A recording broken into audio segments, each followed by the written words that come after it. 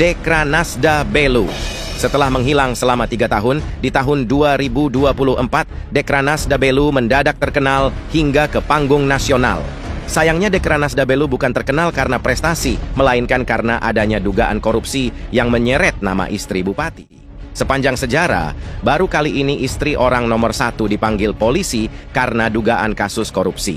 Berbagai media massa, bahkan media nasional menyorot kasus ini. Bahkan kasus ini kemudian diambil alih oleh Polda. Salah satu alasan mendasar Polda mengambil alih kasus ini adalah karena kasus ini butuh penanganan khusus.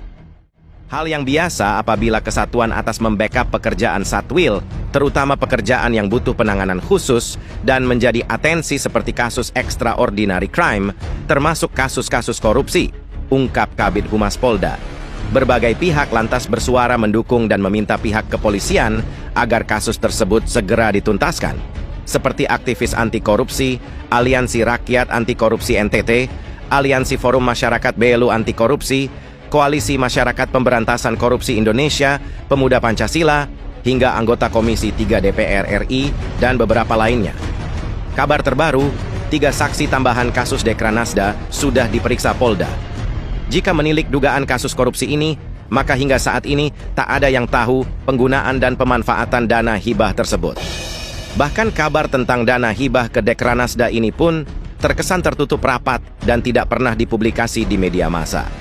Bahkan hanya beberapa ASN yang mengetahui adanya dana hibah tersebut. Informasi yang beredar, Dekranasda diduga telah menerima hibah berturut-turut setiap tahunnya, sejak tahun 2022. Satu-satunya berita yang muncul mengenai penggunaan dana ialah adanya dugaan bahwa dana tersebut digunakan untuk rehab gedung Galeri Tenun yang nyatanya terlihat masih sangat layak digunakan. Bahkan hingga kini tidak nampak adanya tanda-tanda rehab pada bangunan tersebut. Alhasil penggunaan dana tersebut masih menjadi sebuah misteri yang hingga kini tak diketahui rakyat. Dugaan kasus korupsi ini masih terus berproses di Polda dan publik menantikan kelanjutan kasus ini. Bupati bahkan pernah berjanji akan menaruh perhatian pada penegakan hukum. Melakukan pendidikan anti korupsi sejak dini di sekolah-sekolah, penindakan hukum untuk menyeret koruptor ke pengadilan. Untuk menyeret koruptor ke pengadilan. Untuk menyeret koruptor ke pengadilan. Namun siapa sangka, begitu kasus dugaan korupsi ini diusut oleh kepolisian, Bupati langsung menyurati Kapolri. Poinnya adalah Kapolres dinilai menyalahgunakan kewenangan dengan menyelidiki dugaan kasus korupsi. Jika dana itu aman-aman saja, mengapa Bupati sampai bereaksi sedemikian rupa? Dari sinilah muncul satu pertanyaan menggelitik. Jika dana itu aman-aman saja, mengapa berlanjut dan terus diproses di Polda?